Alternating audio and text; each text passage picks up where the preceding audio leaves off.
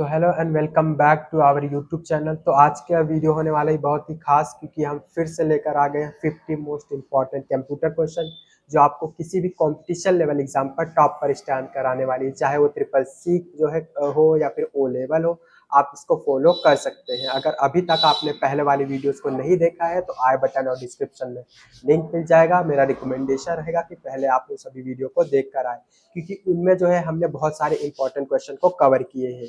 तो बिना किसी तो जैसे कि आप देख पा रहे हैं यहाँ पर क्वेश्चन नंबर 1 हमारे पास है, यूपीआई का पूरा नाम क्या है। तो यूपीआई का पूरा नाम होता है unified payment interface. Question number 1 का आंसर हो जाएगा यूनिफाइड पेमेंट इंटरफेस।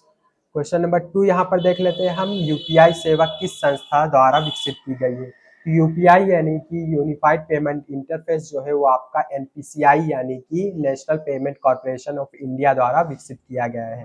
तो यूपीआई को एनपीसीआई ने विकसित किया है। क्वेश्चन नंबर 3 देख लेते हैं यहाँ पर, आईएमपीएस का उपयोग किसके लिए किया जाता है। तो आईएमपीएस मतलब इमीडिएट पेमेंट सर्विस। तो ये जो है आपका रियल टाइम फंड ट्रांसफर करने के लिए इसका विकसित किया गया है। इसका उपयोग किया जाता है रियल टाइम फंड ट्रांसफर करने के लिए। क्वेश्चन नंबर 4 देख लेते हैं यहाँ पर, निम्न में से कौन सा डिजिटल वॉलेट नहीं है। तो डिजिटल वॉलेट यहाँ पर पेटीएम भी हो जाता है, फोन पे भी हो जाता है, गूगल पे भी हो जाता है।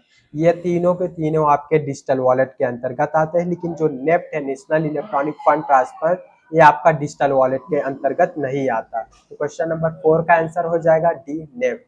क्वेश्चन नंबर 5 यहाँ पर देख लेते हैं, नेफ्ट में फंड ट्रांसफर कब होता है। तो नेफ्ट में हम फंड ट्रांसफर कर सकते हैं बैच वाइज। तो नेफ्ट मतलब कि नेशनल इलेक्ट्रॉनिक फंड ट्रांसफर में जो है फंड जो ट्रांसफर किया जाता है वो बैच वाइज किया जाता है। क्वेश्चन नंबर 6 देख लेते हैं यहाँ पर, आरटीजीएस का पूरा नाम क्या है। तो आरटीजीएस का पूरा नाम होता है real time gross settlement. RTGS का पूरा नाम होता है रियल टाइम ग्रॉस सेटलमेंट।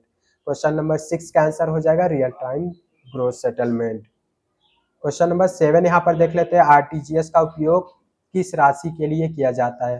तो आरटीजीएस का उपयोग किया जाता है बड़ी राशि को ट्रांसफर करने के लिए। हम बड़ी राशि को ट्रांसफर करने के लिए आरटीजीएस का उपयोग कर सकते हैं। क्वेश्चन नंबर 8 यहाँ पर देख लेते हैं, निम्न में से कौन सा कॉन्टैक्टलेस पेमेंट को सपोर्ट करता है। तो कॉन्टैक्टलेस पेमेंट को सपोर्ट करता है एनएफसी कार्ड। तो आपका क्वेश्चन नंबर 8 का आंसर हो जाएगा सी, एनएफसी कार्ड। क्वेश्चन नंबर 9 को देख लेते हैं यहाँ पर, भीम ऐप किससे संबंधित है। तो जो आपका भीम ऐप है वो आपके यूपीआई से संबंधित है। यूपीआई यानी कि unified payment interface.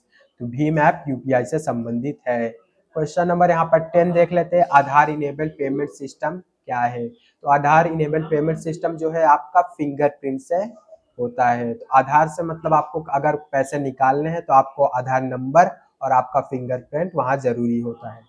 Question number यहाँ पर 11 देख लेते हैं हम, डिजिटल सिग्नेचर का मुख्य उपयोग क्या है। तो डिजिटल सिग्नेचर का मुख्य उपयोग होता है ऑथेंटिकेशन के लिए। डिजिटल क्वेश्चन नंबर यहाँ पर 12 देख लेते हैं, टू फैक्टर ऑथेंटिकेशन का उदाहरण। तो टू फैक्टर ऑथेंटिकेशन का उदाहरण हो जाएगा आपका C, password plus OTP. Password plus OTP क्या हो जाएगा आपका, two factor authentication. Question number यहाँ पर 13 देख लेते हैं, साइबर फ्रॉड से बचाव के लिए सबसे सुरक्षित तरीका कौन सा है। तो साइबर फ्रॉड से बचाव के लिए हम क्या कर सकते हैं, स्ट्रॉन्ग पासवर्ड का उपयोग कर सकते हैं। साइबर फ्रॉड से बचने के लिए हमें स्ट्रॉन्ग पासवर्ड का उपयोग करना चाहिए। क्वेश्चन नंबर यहाँ पर 14 देख लेते हैं, क्यूआर कोड आधारित भुगतान किस पर आधारित है। तो क्यूआर कोड आधारित भुगतान जो है आपका इमेज स्कैनिंग। इमेज को स्कैन करके जो है क्यूआर कोड से हम पेमेंट कर सकते हैं। क्वेश्चन नंबर 14 का आंसर हो जाएगा सी, इमेज स्कैनिंग। क्वेश्चन नंबर 15 देख लेते हैं, यहाँ पर इंटरनेट बैंकिंग के लिए क्या आवश्यक है। तो इंटरनेट बैंकिंग के लिए आपके पास यूजर आईडी और उसका पासवर्ड होना आवश्यक है। क्वेश्चन नंबर 50 का आंसर 15 का आंसर हो जाएगा यहाँ पर B, user ID and password. Question number 16 देख लेते हैं, यहाँ पर मोबाइल बैंकिंग का उपयोग किस डिवाइस के लिए किया जाता है। तो मोबाइल बैंकिंग का उपयोग जो है आप स्मार्टफोन के तौर पर कर सकते हैं। क्वेश्चन नंबर 16 का आंसर हो जाएगा सी, स्मार्टफोन। क्वेश्चन नंबर 17 देख ले, यहाँ पर डिजिटल पेमेंट का सबसे बड़ा लाभ क्या है। तो डिजिटल पेमेंट का सबसे बड़ा लाभ है ट्रांसपेरेंसी। क्वेश्चन नंबर 17 का आंसर हो जाएगा सी, ट्रांसपेरेंसी। क्वेश्चन नंबर 18 देख लेते हैं, यहाँ पर निम्न में से कौन सा प्रीपेड पेमेंट इंस्ट्रूमेंट है। प्रीपेड मतलब होता है पहले आप पैसे को पे कर दीजिए, बाद में आप उसका सेवा का लाभ लीजिए। इस प्रकार का जो है पेमेंट आपका वॉलेट में दिया जाता है। वॉलेट में क्या होता है, पहले आप पैसे को जो है पे कर देते हैं, बाद में इसके लाभ उठा सकते हैं। क्वेश्चन नंबर 18 का आंसर हो जाएगा सी, ई वॉलेट। क्वेश्चन नंबर 19 यहाँ पर है, ई केवाईसी का उपयोग किस लिए किया जाता है। ई केवाईसी मतलब होता है electronic know your customer. Electronic know your customer का उपयोग किस लिए किया जाता है, तो कस्टमर वेरिफिकेशन के लिए ई केवाईसी का उपयोग किया जाता है। क्वेश्चन नंबर 20 देख लेते हैं यहाँ पर, फिनटेक का संबंध किससे है। फिनटेक का मतलब ही होता है फाइनेंस प्लस टेक्नोलॉजी, तो फिनटेक का संबंध जो होगा फाइनेंस प्लस टेक्नोलॉजी से होगा। क्वेश्चन नंबर 21 यहाँ पर देख लेते हैं, यूपीआई पिन कितने अंकों का होता है। यूपीआई पिन जो है आपका यूजली 4 से 6 अंकों का होता है। क्वेश्चन नंबर 21 का आंसर हो जाएगा बी, 4 से 6 अंकों का। क्वेश्चन नंबर 22 देख लेते हैं यहाँ पर, फिशिंग क्या है, तो फेक ईमेल और वेबसाइट द्वारा डेटा को चुराना, यही फिशिंग कहलाता है। क्वेश्चन नंबर 23 देख लेते हैं, विशिंग का संबंध किससे है। विशिंग का होता है वॉइस कॉल फ्रॉड, तो वॉइस कॉल के द्वारा अगर फ्रॉड किया जा रहा है तो वो विशिंग के अंतर्गत आता है। क्वेश्चन नंबर 24 देख लेते हैं यहाँ पर, डिजिटल वॉलेट में पैसा कहाँ स्टोर होता है, तो डिजिटल वॉलेट में जो पैसा स्टोर होता है वो क्लाउड सर्वर पर स्टोर होता है। क्लाउड यानी कि इंटरनेट। क्वेश्चन नंबर 24 का आंसर हो जाएगा सी, क्लाउड सर्वर। क्वेश्चन नंबर 25 यहाँ पर देख लेते हैं, पेमेंट गेटवे का कार्य क्या है, तो पेमेंट गेटवे का कार्य होता है यहाँ पर online transaction processing. Question number 25 का आंसर हो जाएगा B, online transaction processing. Question number 26 देख लेते हैं यहाँ पर, निम्न में से कौन सा पेमेंट गेटवे है, तो जो आपका रेजोर पे है वो क्या है, एक पेमेंट गेटवे का उदाहरण है। क्वेश्चन नंबर 26 का आंसर हो जाएगा रेजोर पे। क्वेश्चन नंबर 26 देख लेते हैं यहाँ पर, क्रेडिट कार्ड में भुगतान किसके पैसे से होता है, तो क्रेडिट कार्ड में जो भुगतान होता है वो बैंक के पैसे से होता है। क्वेश्चन नंबर जो यहाँ पर 27 है उसका आंसर हो जाएगा सी, बैंक। क्वेश्चन नंबर 28 यहाँ पर देख लेते हैं, डेबिट कार्ड में पैसे किस खाते से कटता है, तो डेबिट कार्ड में जो पैसे कटते हैं वो आपके सेविंग अकाउंट से काटे जाते हैं। क्वेश्चन नंबर 28 का आंसर हो जाएगा सी, सेविंग अकाउंट। क्वेश्चन नंबर 29 यहाँ पर देख लेते हैं, टोकेनाइजेशन का उपयोग क्यों किया जाता है, तो जो टोकेनाइजेशन होता है वो आपका डेटा सिक्योरिटी के लिए इसका उपयोग किया जाता है। क्वेश्चन नंबर 30 देख लेते हैं यहाँ पर, कॉन्टैक्टलेस पेमेंट किस तकनीक पर आधारित है, तो कॉन्टैक्टलेस पेमेंट जो है आपका RFID और NFC पर आधारित होती है। क्वेश्चन नंबर 31 यहाँ पर देख लेते हैं, AEPS में ट्रांजैक्शन लिमिट किस पर निर्भर करती है। AEPS मतलब होता है आधार इनेबल्ड पेमेंट सिस्टम, तो इसमें ट्रांजैक्शन लिमिट जो होती है वो बैंक पॉलिसी पर डिपेंड करती है। क्वेश्चन नंबर 32 देख लेते हैं यहाँ पर, ई वॉलेट में केवाईसी क्यों जरूरी है, तो सिक्योरिटी और लिमिट को बढ़ाने के लिए ई वॉलेट में केवाईसी कराना जरूरी होता है। क्वेश्चन नंबर 33 देख लेते हैं यहाँ पर, फुल केवाईसी वॉलेट की मंथली लिमिट कितनी हो सकती है, तो फुल केवाईसी वॉलेट की मंथली लिमिट जो होती है वो 1 लाख तक की होती है। क्वेश्चन नंबर 33 का आंसर हो जाएगा सी, 1 लाख।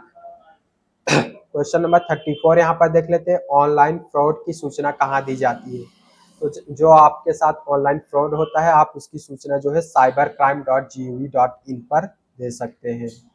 क्वेश्चन नंबर 35 यहाँ पर देख लेते हैं, IT एक्ट 2000 किससे संबंधित है, तो ये जो है आपका साइबर लॉ से संबंधित है। क्वेश्चन नंबर यहाँ पर 36 देख लेते हैं, डिजिटल रिसिप्ट का लाभ क्या है, तो डिजिटल रिसिप्ट का लाभ हो जाता है इजी रिकॉर्ड कीपिंग, तो इजीली रिकॉर्ड को कीपिंग करना मतलब कि रखना, आप डिजिटल रिसिप्ट से लाभ आपको मिलता है। क्वेश्चन नंबर 37 देख लेते हैं यहाँ पर, स्ट्रॉन्ग पासवर्ड में क्या होना चाहिए, तो इस स्ट्रॉन्ग पासवर्ड में आपका लेटर होना चाहिए, नंबर होना चाहिए और स्पेशल कैरेक्टर यानी कि सिंबल्स भी उसमें इंक्लूड होने चाहिए। तो ये सभी मिलाकर जो है स्ट्रॉन्ग पासवर्ड बनाया जाता है। क्वेश्चन नंबर 37 का आंसर हो जाएगा सी, लेटर, नंबर और सिंबल। क्वेश्चन नंबर 38 देख लेते हैं यहाँ पर, टू फैक्टर ऑथेंटिकेशन में दूसरा फैक्टर क्या हो सकता है, तो जो टू फैक्टर ऑथेंटिकेशन होता है उसमें दूसरा फैक्टर जो होता है वो आपका OTP या तो बायोमेट्रिक हो सकता है। क्वेश्चन नंबर 38 का आंसर हो जाएगा यहाँ पर OTP या बायोमेट्रिक। क्वेश्चन नंबर 39 देख लेते हैं यहाँ पर, मर्चेंट अकाउंट का उपयोग कौन करता है, तो मर्चेंट अकाउंट का उपयोग जो है शॉपकीपर यानी कि दुकानदार जो है मर्चेंट अकाउंट का उपयोग करते हैं। क्वेश्चन नंबर 40 देख लेते हैं यहाँ पर, पॉस मशीन का उपयोग, पॉस मशीन का पूरा नाम क्या है, तो पॉस मशीन का जो पूरा नाम होता है वो पॉइंट ऑफ सेल होता है। पॉस मशीन का पूरा नाम जो होता है पॉइंट ऑफ सेल होता है। क्वेश्चन नंबर 41 यहाँ पर देख लेते हैं, क्यूआर कोड में डेटा किस रूप में होता है। तो क्यूआर कोड में जो डेटा होता है वो इमेज पैटर्न के अंतर्गत होता है। क्वेश्चन नंबर 41 का आंसर हो जाएगा B, image pattern. Question number 42 देख लेते हैं, यहाँ पर डिजिटल बैंकिंग का मुख्य जोखिम क्या है। तो डिजिटल बैंकिंग का मुख्य जोखिम जो होता है वो साइबर अटैक होता है। क्वेश्चन नंबर 43 देख लेते हैं, यहाँ पर आरबीआई का मुख्य कार्य क्या है। तो आरबीआई यानी कि रिजर्व बैंक ऑफ इंडिया का जो मुख्य कार्य होता है वो करेंसी को कंट्रोल करना होता है। पूरे देश में करेंसी को कंट्रोल करने का काम जो होता है आरबीआई करती है। क्वेश्चन नंबर 44 देख लेते हैं, यहाँ पर ऑनलाइन ट्रांजैक्शन फेलियर में सबसे पहले क्या करना चाहिए। तो इग्नोर, बैंक से संपर्क, न्यू अकाउंट और मोबाइल जो है चेंज। तो आपको जो है ऑनलाइन ट्रांजैक्शन फेलियर में सबसे पहले अपने बैंक से संपर्क करना चाहिए। क्वेश्चन नंबर 44 का आंसर हो जाएगा बी, बैंक से संपर्क करना। क्वेश्चन नंबर 45 देख लेते हैं, यहाँ पर मोबाइल बैंकिंग के लिए क्या अनिवार्य है। तो मोबाइल बैंकिंग करने के लिए सबसे पहले आपका इंटरनेट कनेक्शन होना चाहिए। तो क्वेश्चन नंबर 45 का आंसर हो जाएगा ए, इंटरनेट। क्वेश्चन नंबर 46 देख लेते हैं, यहाँ पर यूपीआई में ट्रांजैक्शन लिमिट सामान्यतः कितनी है। यूपीआई में जो ट्रांजैक्शन लिमिट है वो आपका 1 लाख तक का होता है। क्वेश्चन नंबर 46 का आंसर हो जाएगा सी, 1 लाख। क्वेश्चन नंबर 47 देख लेते हैं, यहाँ पर डिजिटल पेमेंट में सबसे तेज कौन सा है। तो डिजिटल पेमेंट में सबसे तेज जो होता है यूपीआई यानी कि यूनिफाइड पेमेंट इंटरफेस होता है। क्वेश्चन नंबर 48 देख लेते हैं, यहाँ पर ऑनलाइन बैंकिंग का उपयोग किस समय किया जाता है। तो ऑनलाइन बैंकिंग का जो उपयोग है आप 24/7 यानी कि सप्ताह के 7 दिन आप इसका उपयोग कर सकते हैं और किसी भी समय इसका उपयोग कर सकते हैं। क्वेश्चन नंबर 49 देख लेते हैं, यहाँ पर साइबर क्राइम का उदाहरण कौन सा है। तो साइबर क्राइम का उदाहरण जो है आपका यहाँ पर फिशिंग हो जाता है। फिशिंग एक साइबर क्राइम है। क्वेश्चन नंबर 50 देख लेते हैं, यहाँ पर और लास्ट, ई गवर्नेंस का उद्देश्य क्या है। तो ई गवर्नेंस का उद्देश्य होता है ट्रांसपेरेंसी एंड इफिशिएंसी। अगर आपको ये वीडियो पसंद आया हो तो इस वीडियो को like and share and subscribe करें, अपने दोस्तों के साथ इस वीडियो को शेयर करें ताकि उनका भी जो है इस वीडियो से कोई फ़ायदा हो सके। और हमने इस वीडियो में जो है काफ़ी जो है मेहनत करके इस वीडियो को बनाया है, काफ़ी जो है इम्पोर्टेंट क्वेश्चन को इसमें जो है अटैच किया है। अगर आपको जो है कुछ डाउट हो या फिर कोई आप ओपिनियन देना चाहते हैं तो कमेंट करके आप पूछ सकते हैं, हम हर संभव जो है मदद करने की कोशिश करेंगे।